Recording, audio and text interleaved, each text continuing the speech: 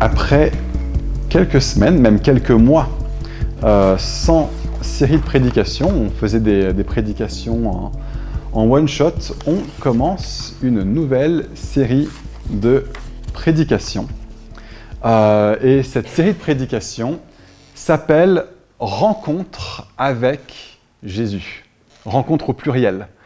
Ce qu'on va faire pendant cette série, c'est qu'on va regarder, pas toutes les histoires, parce qu'il y en aurait beaucoup trop, mais plusieurs histoires dans les évangiles, mais pas seulement dans les évangiles, dans d'autres livres du Nouveau Testament, où des personnes ont vécu une rencontre personnelle avec Jésus. Et vous allez voir, on va voir au cours de cette série, qu'il y a tellement de choses qui se passent, des choses différentes qui se passent, alors que Jésus vient nous rencontrer. Il y a des profils de personnes tellement différentes, mais chacune d'entre elles, alors qu'ils rencontrent Jésus, quelque chose se passe. Et notre cœur, en tant qu'équipe d'anciens, pour cette série de prédications, c'est qu'une passion toujours plus grande pour Jésus soit suscitée parmi nous. Que nos cœurs, alors qu'on prend ce temps à regarder Jésus, à regarder ces rencontres avec Jésus, que ce soit comme si notre cœur s'enflammait. Une des rencontres qu'on va regarder, c'est celle de ces deux disciples qui se retrouvent en train de marcher le long d'une route qui va vers la ville d'Emmaüs. Et Jésus vient les rencontrer après sa résurrection. Et leur témoignage, c'était « Notre cœur ne brûlait-il pas au-dedans de nous ?» Et notre prière, c'est que ce soit notre cas, c'est que ce soit notre expérience individuellement et collectivement en tant qu'Église. On s'appelle Fireplace. C'est quelque chose, c'est un nom qui nous semble avoir une résonance prophétique pour nous en tant qu'Église. C'est un nom qui parle de l'intention de Dieu pour cette Église. C'est qu'on soit un lieu où chacun puisse être enflammé par Jésus, enflammé par Dieu. Et on va regarder ces différentes rencontres avec Jésus. Et j'ai une véritable foi que des choses vont se passer, que Dieu va faire des choses alors que nous regardons Jésus et alors qu'à travers ces histoires, nous aussi on vienne à la rencontre de Jésus et Jésus vienne à notre rencontre, à nous aussi. C'est vraiment notre prière, c'est notre espoir pour cette série de prédications et donc je pensais prier moi-même avant que Niki se propose. Vraiment, c'est très gentil de ta part en tout cas d'y avoir pensé. Mais ce que je priais, ce que j'allais prier à voix haute, c'était quelque chose que Paul dit dans Colossiens 1, que Dieu nous donne un esprit de sagesse et de révélation qui nous le fasse connaître. Voilà la volonté de Dieu pour nous, c'est que chacun d'entre nous, alors qu'on ouvre la Bible, alors qu'on ouvre la parole, ce ne soit pas juste des lettres anciennes, que les mots de la Bible restent lettres mortes, mais que ces mots qui sont esprit et vie soient véritablement vivifiants pour nous, que nous trouvions être vivants et que ces histoires se trouvent devenir vivantes à nous. Que ce soit pas juste, ok, c'est une histoire ancienne, c'est quelque chose qui s'est passé dans des territoires extrêmement lointains, avec des personnes avec des occupations extrêmement différentes, qui ont un vécu totalement différent du mien, peut-être une personnalité différente de la mienne, peut-être des attentes ou des espérances totalement différentes de la mienne. Non, que véritablement, alors que Jésus vient à la rencontre de ces personnes, que ce soit comme si il entrait dans la pièce parmi nous aussi, de façon réellement tangible et qui viennent à notre rencontre. Et donc ma prière, c'est que Jésus, tu te rendes présent à nous ce matin de façon encore plus forte. Tu as promis que là où 2 ou 3 se réunissent, tu es là, au milieu de nous, Seigneur. Je demande que ta présence soit tangible, que tu viennes te manifester de façon réelle à chacun d'entre nous ce matin. Dans le nom de Jésus. Alors cette première rencontre, on ne va pas faire ça de façon chronologique. On n'a pas senti que c'était forcément pertinent. Mais cette rencontre-ci, le début de la série, c'est une des toutes premières rencontres de quelqu'un avec Jésus, en tout cas de rencontre avec Jésus après le début de son ministère. On lit dans Matthieu chapitre 4, à partir du verset 12, que Jésus s'est retiré dans le territoire de Galilée. Il vient de passer un temps au désert où il a été travaillé par l'Esprit de Dieu, il a été tenté par l'ennemi, il en est sorti victorieux, et puis donc il se retire en Galilée. Il quitta Nazareth, la ville de laquelle il venait, et il vint habiter à Capernaum, ville située près du lac, dans le territoire de Zabulon et de Nephtali. Pour vous donner une petite idée, imaginez ce qui aujourd'hui correspond au territoire de la nation d'Israël, et imaginez grosso modo dans les grandes lignes qu'elle est scindée en 3 parties. Il y avait la partie du sud qui s'appelait à l'époque la Judée. Ensuite, au nord de ça, il y avait un territoire qui s'appelait la Samarie, et au nord de la Samarie, il y a un territoire qui s'appelait la Galilée. Et c'est dans ce territoire du nord où se trouve Jésus, et puis sur tout ce territoire, il y a le fleuve qui traverse du nord au sud tout ce territoire. Et en haut du fleuve, il y a un lac qui s'appelait le lac de Galilée. Donc c'est là où Jésus se trouve, dans la ville de Capernaum. Et simplement, le texte nous dit, sans détail de combien de temps il y a vécu, mais que Jésus vient vivre dans la ville de Capernaum. On pense beaucoup à l'histoire de Jésus comme étant un itinérant, quelqu'un qui allait de lieu en lieu, qui marchait beaucoup, qui n'avait pas de lieu où reposer sa tête, etc. Et c'est vrai d'une grande partie du ministère de Jésus, mais pendant cette partie de son histoire, Jésus avait peut-être une maison, il avait peut-être quelque part de fixe où il habitait. Jésus est venu et il a vécu quelque part. Et c'est bien aussi de s'arrêter là-dessus. Parfois, quand on pense aux évangiles, on pense beaucoup à Jésus qui est constamment en mouvement, constamment en train d'aller quelque part, de lieu en lieu, en lieu, en lieu, en lieu. Et c'est un peu fatigant de rester en chemin avec Jésus, mais il y a des moments où Jésus venait et il habitait quelque part. Et ce qui est intéressant donc, c'est que Jésus, habitant dans cette ville, croisait les mêmes personnes ou des personnes similaires ou semblables tous les jours. Si on pense un petit peu à la vie de Jésus, c'était pas autant pendant cette période de sa vie qu'il voyait des personnes différentes, qu'il y avait une foule où des gens ne le connaissaient pas forcément, où tout le monde voyait qui lui il était, mais lui il avait une foule devant lui, et puis c'est impossible de connaître 5000 personnes. Tu peux leur donner de la nourriture avec 5 pains et 2 poissons, mais connaître chacun de leurs prénoms, c'est un peu plus difficile. Mais là, Jésus était véritablement, authentiquement installé, ancré, quelque part, dans un lieu, dans un territoire, dans un voisinage, avec des personnes qu'il devait côtoyer et qui devaient côtoyer Jésus. Et c'est la raison pour laquelle je dis ça, c'est que le passage qu'on va lire, je l'ai toujours trouvé très curieux. C'est si on passe au verset 18. On voit Jésus qui marchait donc le long du lac de Galilée, et il vit 2 frères. Simon, appelé Pierre, et son frère André, qui jetaient un filet dans le lac. C'étaient en effet des pêcheurs, avec un accent circonflexe, c'est-à-dire qui pêchaient du poisson, sans doute aussi des pêcheurs qui commettaient des péchés, comme chacun d'entre nous, mais ce texte nous parle plutôt de leur activité professionnelle, des marins-pêcheurs. Et il leur dit « Suivez-moi, et je ferai de vous des pêcheurs d'hommes. » Aussitôt, ils laissèrent les filets et le suivirent. Il alla plus loin et vit 2 autres frères, Jacques, fils de Zébédée, et son frère Jean, qui étaient dans une barque avec leur père Zébédée et qui réparaient leurs filets. Il les appela et aussitôt ils laissèrent la barque et leur père et ils le suivirent. On a donc Jésus qui vit quelque part, Capernaum, proche du lac de Galilée. Il est installé là-bas. Le texte nous avait dit juste avant, si vous regardez le verset 17, que Jésus avait commencé à prêcher. Il est devenu un orateur public. C'est quelque chose qui se faisait à l'époque. Des personnes tenaient des discours que les autres venaient écouter.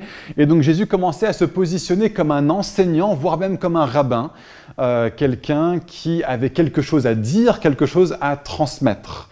Des gens ont dû avoir de l'habitude de plus en plus d'entendre ce message, changer d'attitude ou repentez-vous parce que le royaume de Dieu est proche. Jésus avait donc un message, il commençait à être un petit peu connu de certains, d'autres ont dû le côtoyer quotidiennement. Mais bien sûr, dans une ville, personne ne connaît tous les habitants de la ville. Et donc ce qui est intéressant, c'est que dans ce texte, on n'a aucune idée quelle était la relation de Simon, d'André, de Jacques et de Jean avec Jésus. Le texte ne nous dit pas ça.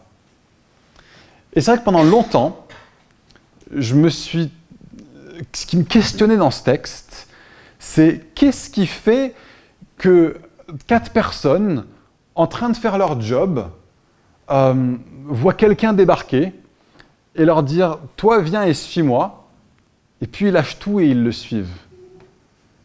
Ça semble quand même vachement curieux. Je veux dire, en ce moment, on a beaucoup de gens qui ont un travail et qui décident de ne pas aller au travail. On est dans une grande période de grève et donc on peut imaginer, des gens qui veulent arrêter le travail et qui trouvent une bonne raison d'arrêter le travail, on en a autour de nous. Mais dans ce cas-là, c'est pas seulement arrêter le travail, c'est tout lâcher, c'est aller suivre quelqu'un. Est-ce que c'était un illustre inconnu? Est-ce que ça l'était pas? Et ce que je trouve intéressant, c'est que le texte ne nous le dit pas. Peut-être que Simon, André, Jacques et Jean avaient déjà entendu Jésus prêcher. Peut-être que Jésus faisait partie de leur voisinage. Peut-être qu'ils étaient déjà familiers avec Jésus. Peut-être qu'ils avaient entendu parler de lui mais ne l'avaient jamais rencontré. Ou peut-être que c'était un illustre inconnu. Et ce que je trouve formidable avec ce silence du texte, c'est que ça veut dire que qui que vous soyez ce matin, vous pouvez connecter avec ce qui se passe dans cette histoire. Peut-être que certains d'entre eux, parmi les 4, connaissaient vraiment bien Jésus. Et peut-être que vous, ce matin, vous êtes là et vous avez grandi dans l'Église. Vous avez grandi dans l'Église, vous avez toujours été familier avec les histoires de Jésus.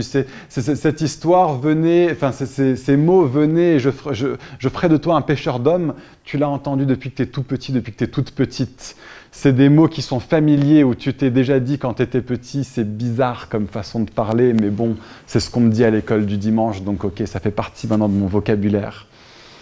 Pour d'autres, vous avez peut-être rencontré Jésus plus tard dans votre vie, vous n'avez pas grandi dans l'église, mais bon, ça fait quand même un sacré bout de temps que vous traînez vos baskets dans l'église. Vous êtes familier quand même avec ce texte. Vous n'avez pas entendu quand vous étiez tout petit, mais ce n'est pas la première fois que vous lisez ce texte. Ce n'est pas la première fois que vous découvrez cette rencontre avec Jésus. Pour d'autres, ça fait beaucoup moins de temps que vous êtes croyant. Mais vous avez été magnifiquement sauvés, vous êtes aujourd'hui pleinement partie du corps de Christ, vous êtes attachés à l'Église, vous en faites partie, vous avez commencé vous-même aussi à découvrir la Bible, à découvrir la vérité de la Bible, et vous commencez à avoir une petite familiarité avec ce que Dieu lui-même dit sur lui-même à travers les textes des Écritures. Vous commencez à avoir une relation de plus en plus de proximité, voire même de normalité avec Jésus. C'est plus cette phase où c'est genre « Waouh, c'est totalement nouveau, je découvre tout, j'ai des étoiles plein les yeux et en même temps c'est tellement étranger, bizarre mais tellement attrayant en même temps. » Et peut-être que vous êtes là ce matin et c'est la première fois que vous mettez les pieds dans une église. Première fois que vous mettez les pieds dans un bâtiment d'église, vous n'êtes même pas forcément sûr de qu'est-ce qui vous a emmené ici ce matin. Qu'est-ce qui vous a bien pris? Un ami vous a invité ou quelque chose où vous vous dites mais je suis là ce matin, je ne sais pas trop à quoi m'attendre. Bon, les chants sont assez jolis, les chanteurs et les chanteuses ont des belles voix, ils jouent bien de la musique. Les gens en général sont plutôt sympas. J'espère que ça a été votre expérience ce matin. Mais au fond, c'est quoi ce truc? Qu'est-ce qui rassemble ces personnes? C'est quoi l'essence de ce qui se passe dans cette église? L'essence se trouve dans ce texte. L'essence est le centre et le cœur est la personne de Jésus-Christ. Il est le cœur de tout notre message. Il est la raison d'être de notre église. Nous ne sommes église, nous ne formons un corps ensemble les uns avec les autres que parce que nous avons la même personne comme tête. Et nous sommes tous attachés à Jésus.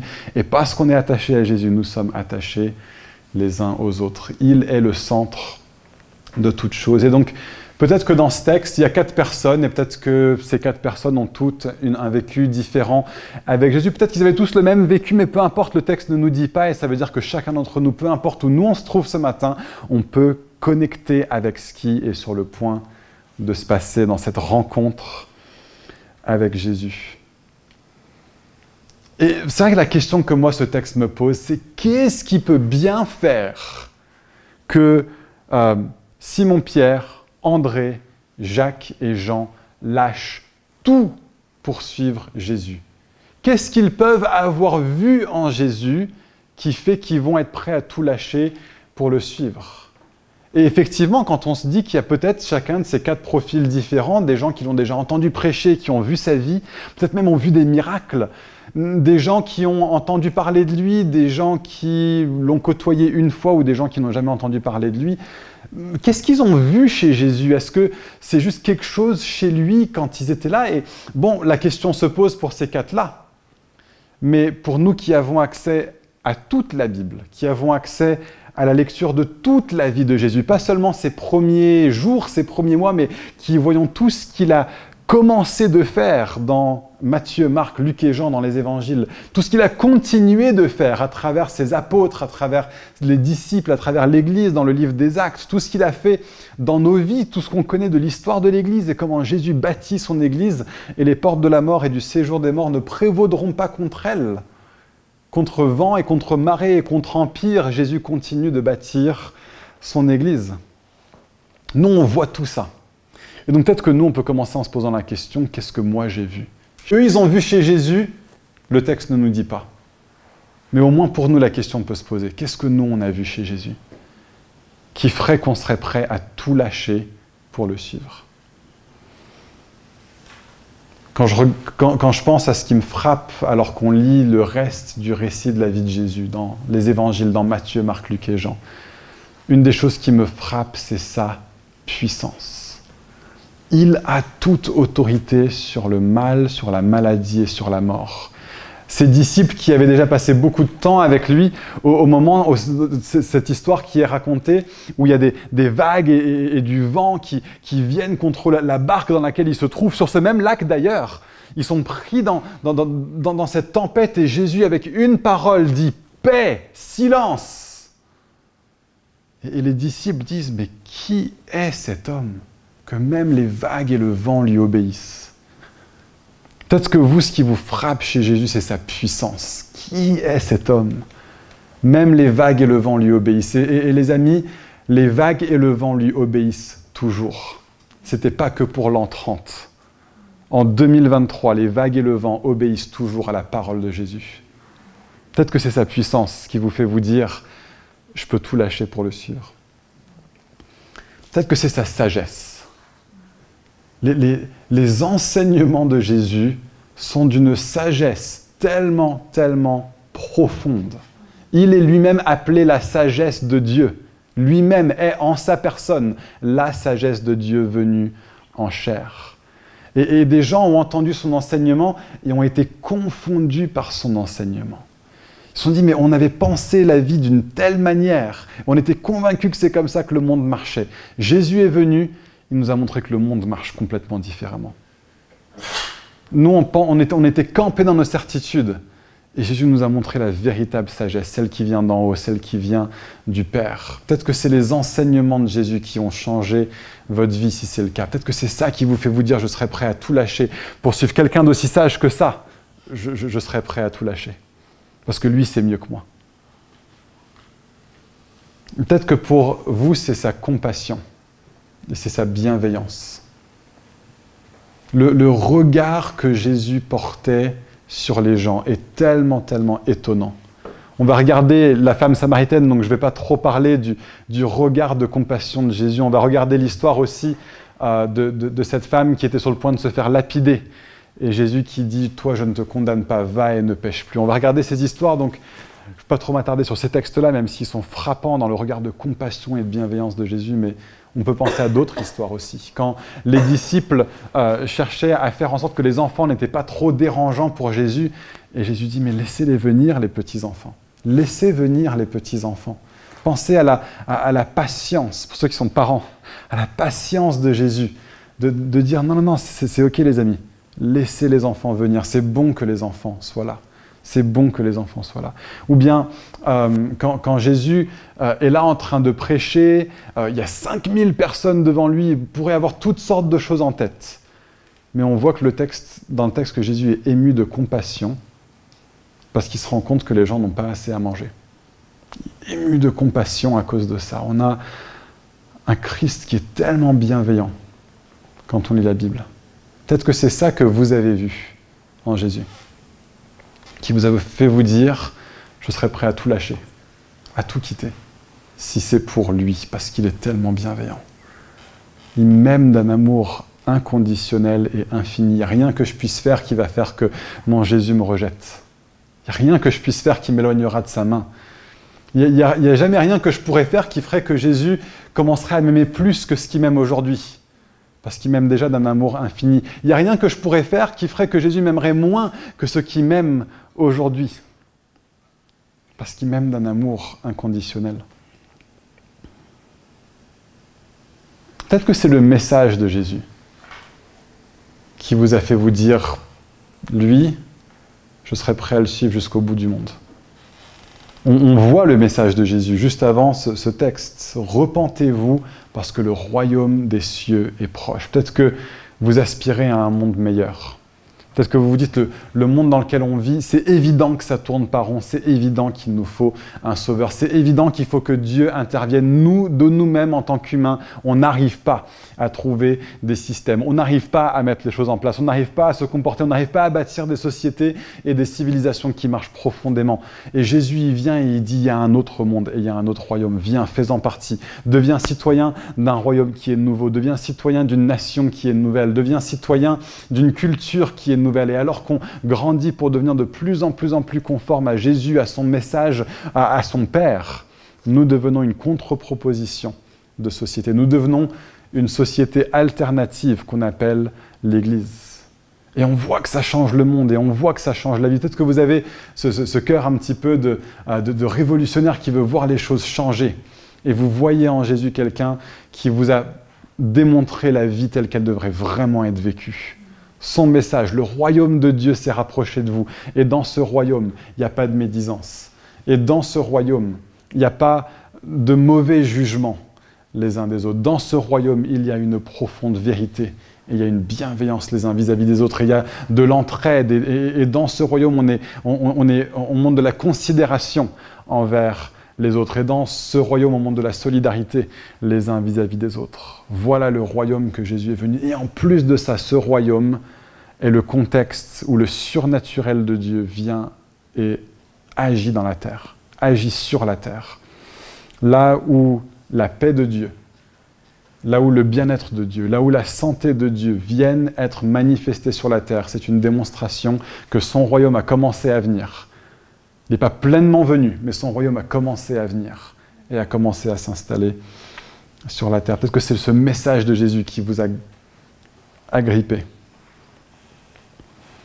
Peut-être que pour vous, c'est la promesse de la vie à venir qui vous a touché chez Jésus.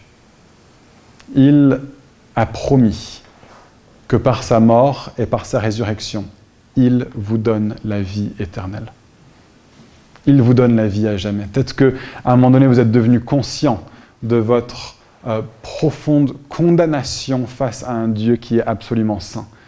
Que vous aviez besoin de quelqu'un qui vous sauve de votre péché. Vous aviez besoin de quelqu'un qui vous sauve de l'enfer. Vous aviez besoin de quelqu'un qui vous donne une assurance pour la vie éternelle. Quelqu'un qui, grâce à qui vous pouvez dire, le jour où je meurs, je sais ce qui m'arrive. Le jour où je meurs, je sais où je vais. Mon âme est en sécurité parce que Jésus a pris tout mon péché sur lui. Que Jésus a traversé l'enfer pour moi. Que la distanciation que je devais avoir avec Dieu, Jésus l'a vécu à ma place. Il a été rejeté par le Père pour que je puisse devenir proche du Père. Il a vécu la condamnation pour que je puisse avoir la justification. Peut-être que c'est ça qui vous a touché chez Jésus. Il m'a donné la vie éternelle. Son Père a tellement aimé le monde qu'il m'a donné Jésus pour que moi qui crois en lui, je ne périrai pas, mais j'aurai la vie éternelle. Peut-être que c'est ça qui vous a agrippé chez Jésus.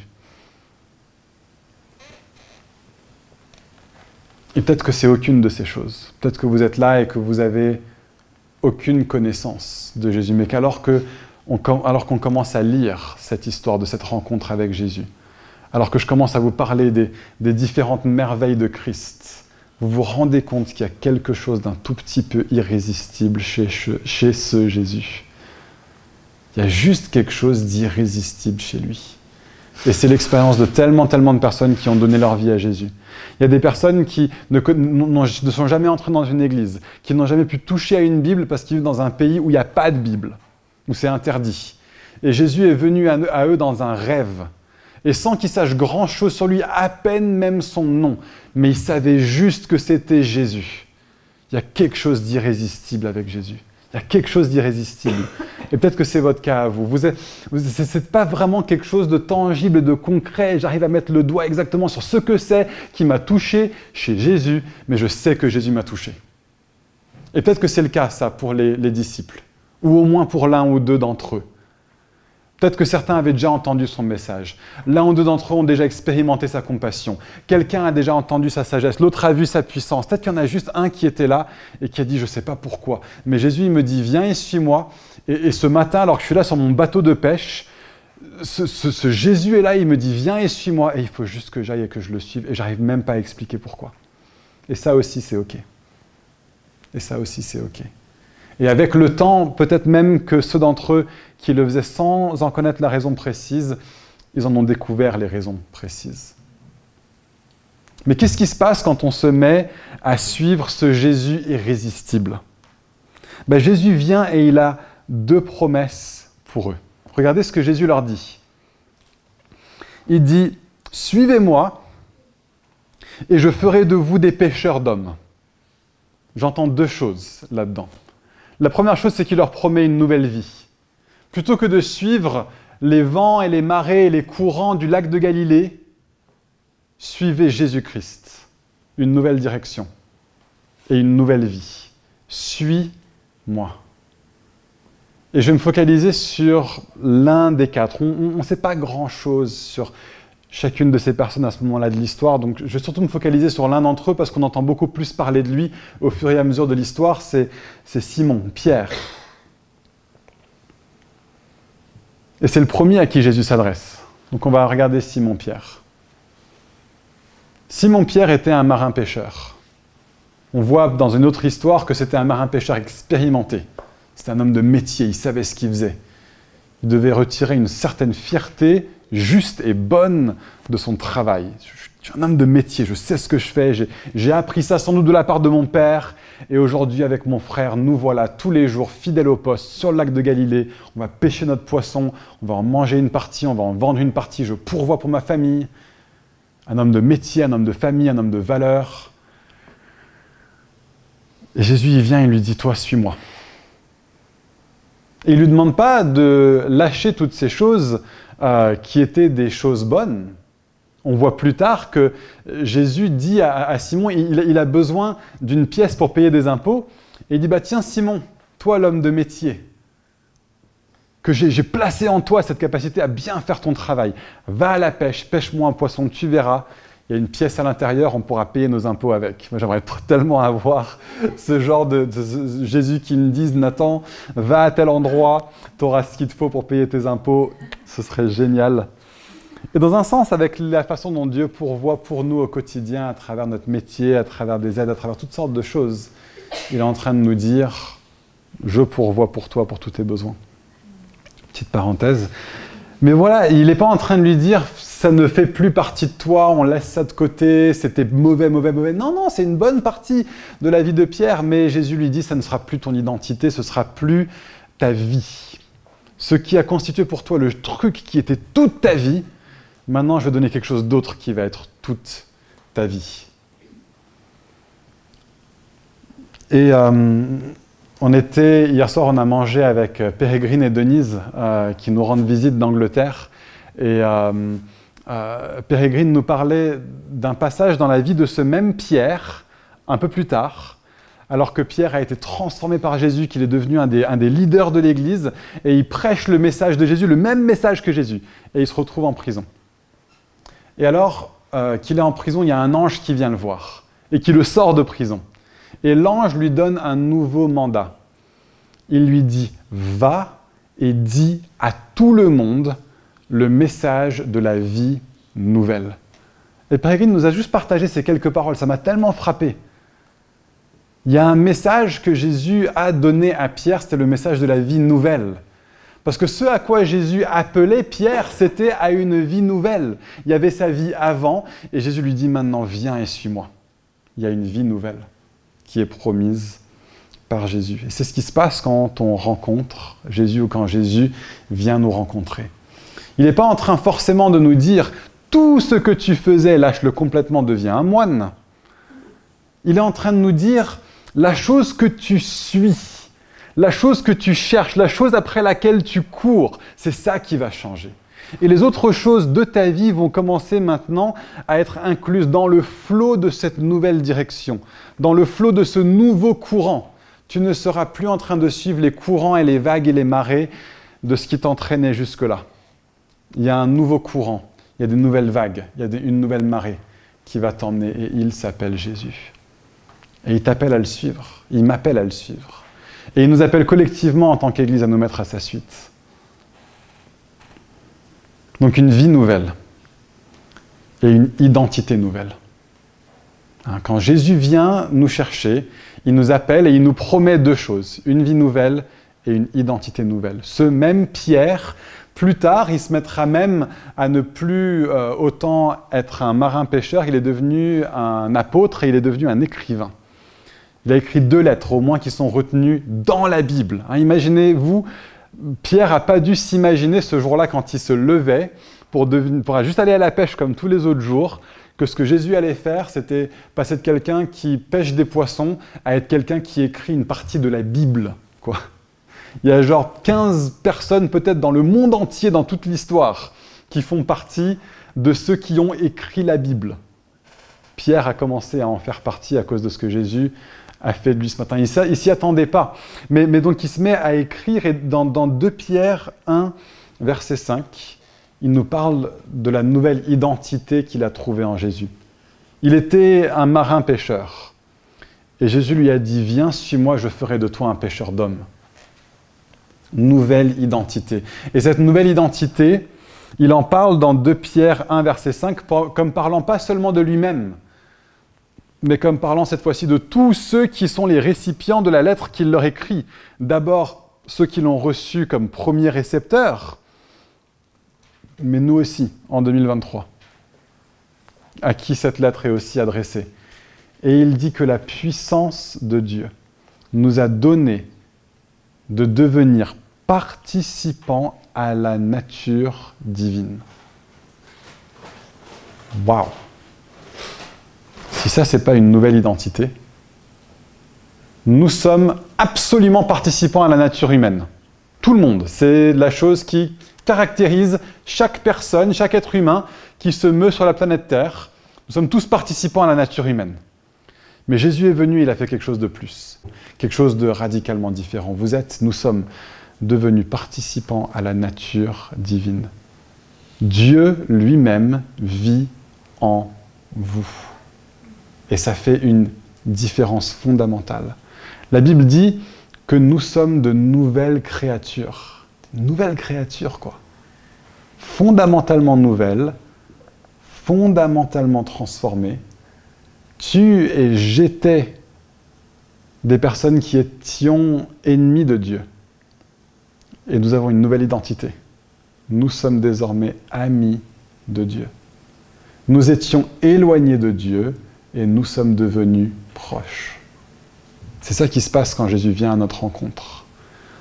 Et parfois, on ne s'en rend pas vraiment compte. Ça fait tellement d'années peut-être qu'on a cette vie nouvelle que ça devient presque une vie ancienne. Qu'on a cette promesse de la part de Dieu que ça devient presque une normalité. Mais rendons-nous compte une fois de plus de notre identité, de ce que Dieu a dit sur toi, de ce que lui dit que tu es. Tu n'es plus celui que tu étais avant, hein. Tu es fondamentalement différent. On peut parfois penser au monde comme étant des gens qui sont pas du tout chrétiens, et certains qui sont de plus en plus chrétiens, jusqu'à un moment donné, quelqu'un devient, oui, allez, il est chrétien, et puis on voit vraiment ça comme une sorte de processus. Et dans la vie de beaucoup de personnes, c'est le cas. Hein, on grandit de plus en plus, il y a un intérêt pour Christ qui s'éveille, et puis on donne notre vie au Seigneur, et puis voilà, à partir de maintenant, on sait qu'on est passé de l'ancien au nouveau, mais fondamentalement, il y a un moment où quelque chose se passe, et la Bible appelle ça la nouvelle naissance, ou la régénération. À un moment donné, tu n'étais pas né de nouveau, à un moment donné, tu étais mort mort vis-à-vis de Dieu, c'est ce que nous dit Éphésiens 2, nous étions dans les ténèbres et nous sommes passés de la lumière. Et de la même façon que quelqu'un peut marcher vers un interrupteur, et peut mettre le doigt sur l'interrupteur, et peut appuyer sur l'interrupteur. On peut le voir comme un processus, mais il y a un moment donné où la lumière est éteinte, et un moment donné où la lumière est allumée. Il y a un moment donné où nous étions, où j'étais un enfant de ténèbres, où tu étais un enfant de ténèbres. Et à un moment donné, très précisément, peut-être que toi tu n'en étais pas conscient, mais Dieu lui en est conscient. À un moment donné, tu es passé d'ennemi de Dieu à enfant de Dieu. Tu es passé des ténèbres à la lumière. Tu es passé de la mort à la vie. Tu es devenu une créature nouvelle. C'est ta nouvelle identité. Et aujourd'hui, si tu as donné ta vie à Christ, si tu es en Christ, cette nouvelle identité te caractérise toujours aujourd'hui. Peut-être que parfois on y pense tellement peu souvent et on se laisse tellement peu renouveler et transformer par cette vérité qu'on a même l'impression de se dire « mais c'est pas vrai ». Et puis tu m'entends dire ça ce matin et tu dis « Nathan, je vois que la Bible le dit, mais en vrai, moi je regarde ma vie et c'est pas vrai de moi ». Mais c'est parfois juste qu'on ne prend pas le temps de se rendre compte de cette nouvelle identité. Est-ce que tu te réveilles le matin avec cette conscience que toi-même, si tu es en Christ, si tu es déjà ici ce matin, que tu as déjà donné ta vie à Jésus, la Bible dit sur toi que tu es participant à la nature divine. La Bible dit sur toi que tu es une nouvelle créature, que les choses anciennes sont passées et que voici toutes choses sont devenues nouvelles. Que tu es un enfant de Dieu. Et ce n'est pas une question de « ouais, mais je n'ai pas l'impression d'être un enfant de Dieu ». Oui, mais tu es un enfant de Dieu. Ce n'est pas une question de « je le sens » ou « je ne le sens pas ». Il y a des jours où je ne sens pas mes jambes parce que j'ai des fourmis dans les jambes. Ça ne veut pas dire que je ne les ai pas. J'ai toujours mes jambes. La façon dont on se sent n'a rien à voir avec les faits. La Bible dit « tu es un enfant de Dieu ». C'est ta nouvelle identité. Tu es participante à la nature divine. Le Dieu de l'univers a élu domicile dans ton cœur. Et c'est son bon plaisir. Il se réjouit et il fait sa joie d'habiter en toi, dans ton cœur. Voilà les plaisirs de Dieu. Il aime habiter chez toi. Ça a été son intention de l'éternité passée jusqu'à aujourd'hui. Il a toujours voulu créer des hommes et des femmes qui seraient des lieux d'habitation pour lui. Et il a tout fait. Il a littéralement remué ciel et terre. Il est littéralement venu de Fils éternel de Dieu qu'il était dans la gloire du Père pour venir sur la terre avec comme intention de faire de nous des hommes et des femmes maintenant déclarés justes par Dieu, qui étions des territoires sur lesquels Dieu ne venait pas, dans lesquels Dieu ne venait pas, parce que nous étions dans notre péché. Et alors que nous péchons toujours aujourd'hui, l'état que nous avons maintenant, c'est que nous sommes devenus une terre sainte. Ton cœur est une terre sainte. Ton cœur est juste devant Dieu. Ton cœur est tellement parfait devant Dieu, tellement purifié et sanctifié et lavé devant Dieu, que le Dieu saint de l'univers peut venir vivre en toi. Tu es devenu suffisamment juste devant Dieu pour que Dieu vive en toi. Voilà ce que Jésus promet de faire alors qu'il vient voir Pierre. Il lui dit une vie nouvelle et une identité nouvelle. Viens, suis-moi et je vais faire de toi quelque chose de différent de ce que tu étais avant. Je ferai de toi un pêcheur d'hommes. Et cette promesse de Jésus est pour nous aussi. Alors qu'il vient à notre rencontre ce matin, il nous promet une vie nouvelle et il nous promet une identité nouvelle. Il promet qu'à partir de maintenant, ta vie sera différente. Vous savez, on voit dans le Nouveau Testament que alors que des gens donnent leur vie au Seigneur, leur vie devient totalement transformée, totalement nouvelles. On voit des priorités nouvelles qui se dessinent, on voit des façons de réfléchir, des façons de comporter nouvelles qui se dessinent. On voit qu'ils sont formés ensemble en tant qu'Église. On voit des hommes et des femmes qui vivent leur vie les uns au contact des autres. Et c'est ça qu'on essaie de développer avec les braises ici à Fireplace, c'est qu'on ait des contextes dans lesquels on n'a pas assez d'énergie ou de temps pour être au contact proche de 50, 60, 70 personnes qui aujourd'hui sont rattachées à Fireplace. Mais 5, 10, allez même jusqu'à 15 personnes avec qui on se réunit de façon privilégiée dans nos maisons, qu'on partage des repas les uns avec les autres, qu'on prie les uns pour les autres, qu'on prend des nouvelles, qu'on se déverse dans la vie des uns et des autres. Ce contexte-là, c'est la vie nouvelle à laquelle Dieu nous appelle. Ce n'est pas juste une vie où je suis centré sur moi, mais j'appartiens à un corps, j'appartiens à une église, j'appartiens à une famille et je fais partie de la famille. Et ça change ma vie. Ma vie est maintenant orientée autour des priorités de Jésus et autour de la volonté de Jésus plutôt qu'autour de mes priorités à moi. Et ces priorités-là deviennent maintenant incluses dans les priorités de Jésus. Jésus nous a dit, faites du royaume de Dieu, cherchez d'abord le royaume de Dieu et sa justice. Et toutes ces autres choses vous seront rajoutées par-dessus tout. Et donc c'est rempli de promesses ce texte. Viens, suis-moi, je ferai toi un pêcheur d'hommes. Mais ces promesses sont attachées à des demandes. Jésus est aussi en train de demander quelque chose d'eux. Et la chose qui me frappe dans ce texte, il y aura d'autres choses qui vont nous frapper dans les autres rencontres, mais dans celui-ci, ce qui me frappe, c'est que Jésus leur demande de laisser certaines choses pour Jésus. Et ce qui est curieux, c'est que les choses que Jésus leur demande de laisser, c'est les choses qui semblent les plus importantes pour nous. Et je pense que si Jésus leur demande de laisser ces choses-là dans ce texte, c'est que c'est une façon de dire oui, même ça.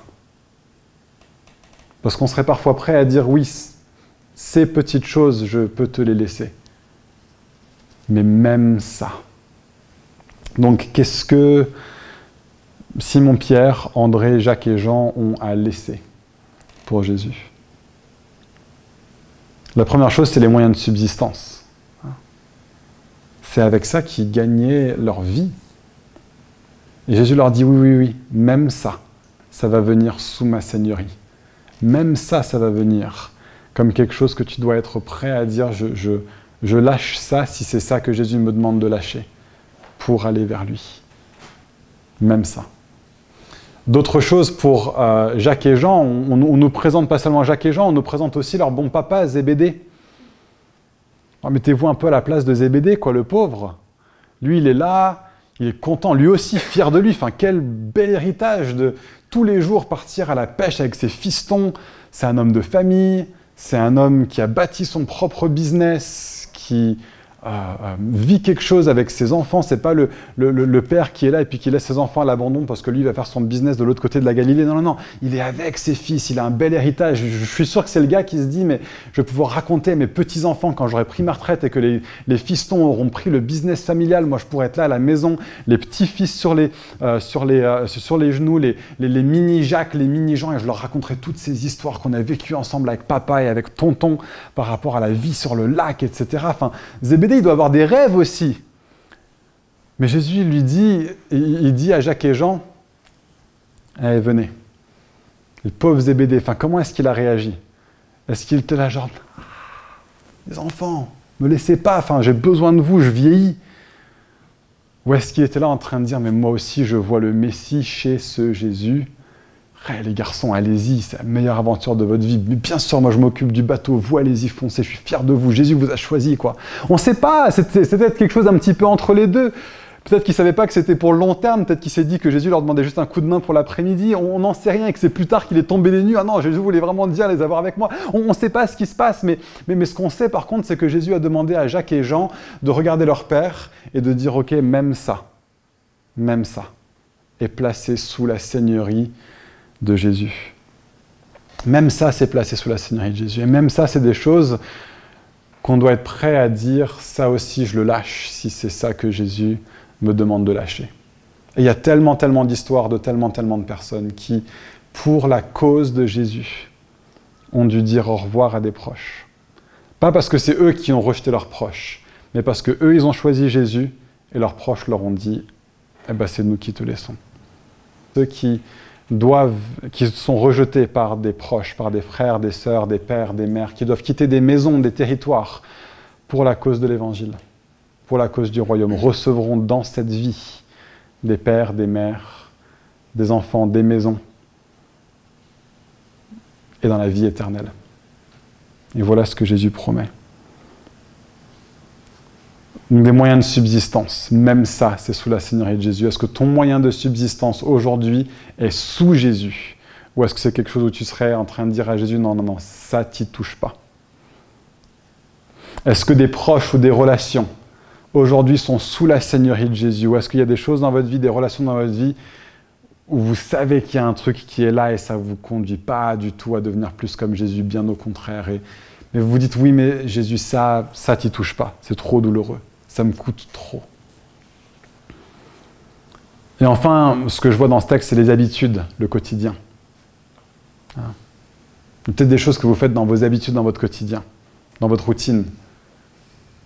Vous vous dites, ouais, mais en fait, c'est pas Jésus qui a la première place dans ma routine. C'est pas Jésus qui a la première place dans mon quotidien. C'est pas Jésus qui a la première place vraiment dans mes habitudes, si je prends vraiment le temps d'y regarder, mais ça, Jésus, t'y touche pas.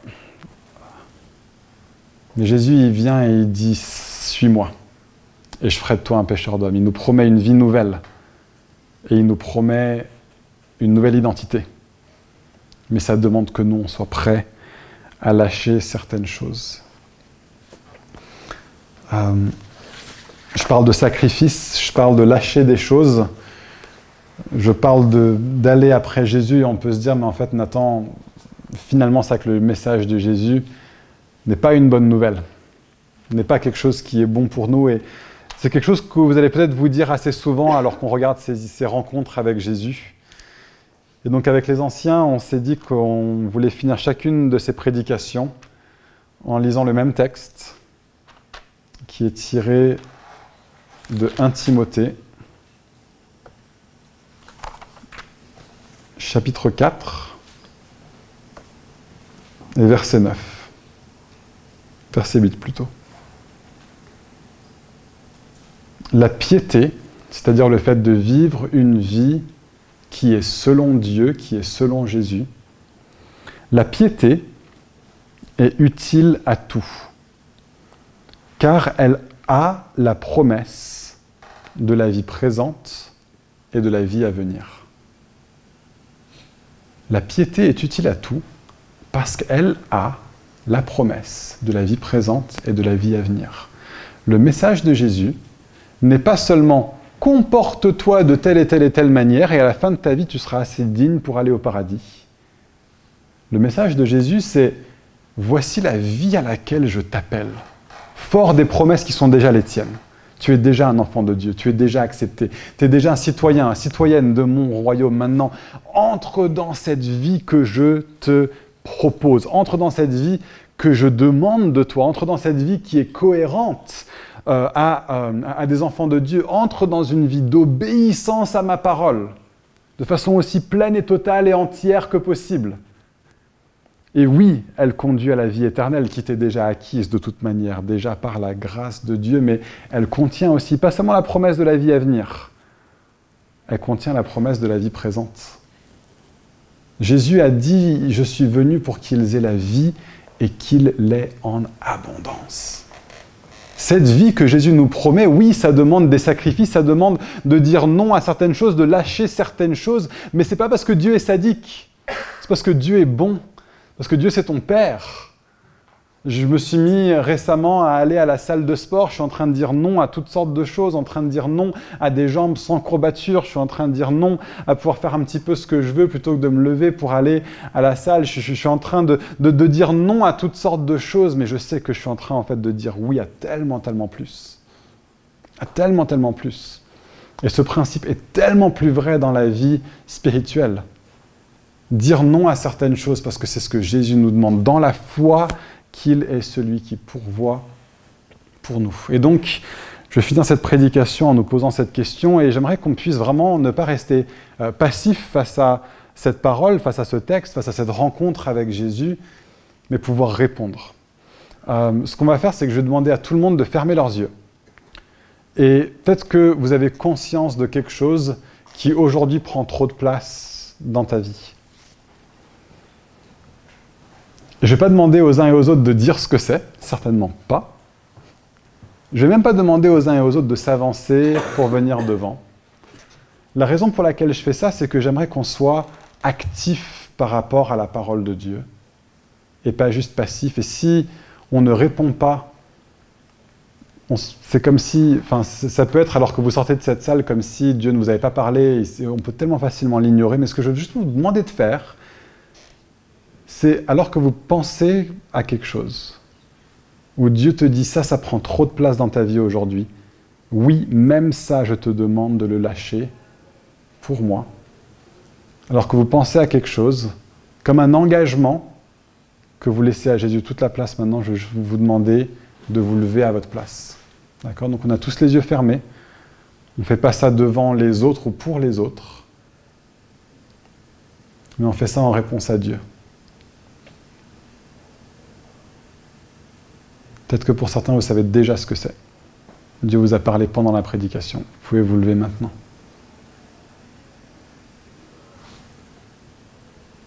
Pour d'autres, c'est alors que vous prenez ce temps devant Dieu qu'il y a quelque chose qui va devenir. Je pense qu'il y en a certains qui hésitent aussi. Et c'est comme si Jésus était en train de te dire « Viens et suis-moi. Allez, viens et suis-moi. Et je ferai de toi un pêcheur d'hommes. » Mais ça demande que tu ne restes pas dans ta barque. Que tu ne restes pas dans ton bateau. Et on ne sait pas ce qui se serait passé si ce jour-là, peut-être 1 sur les 4 était juste resté dans le bateau.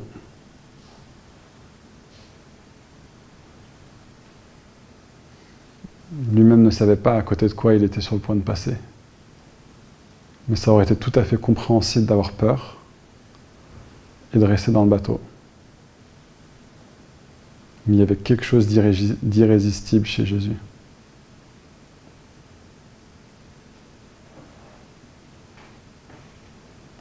C'est comme si ce matin, Jésus il veut te dire une fois de plus, je suis irrésistible. Et c'est la meilleure chose au monde.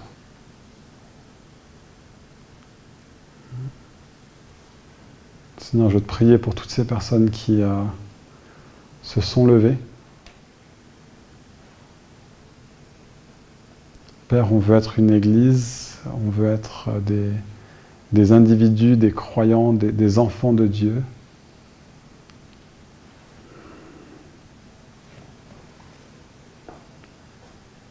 Qui soient vraiment, vraiment prêts à ce que tu sois à la première place dans tous les aspects de nos vies. Et tu vois et tu connais les différentes choses que ça concerne pour ceux et celles qui se sont levés. Tu vois comment tu as travaillé leur cœur, tu sais ce que ça concerne. Et je te demande maintenant, Seigneur, miraculeusement, dans leur vie, que tu leur donnes de pouvoir marcher pleinement dans cette nouveauté de vie, de pouvoir marcher dans cette nouvelle identité qui est la leur. Il y a comme ce désir qui est exprimé ce matin, cet engagement qui est pris ce matin par le fait de se lever. Mais je te demande que ça ne reste pas seulement un engagement avec une force humaine, mais que par ton Saint-Esprit, tu viennes maintenant, Jésus, pour remplir ses frères et ses sœurs,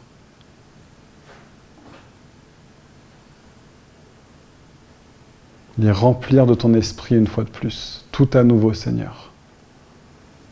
C'est toi qui nous donnes la puissance pour marcher avec toi et selon toi.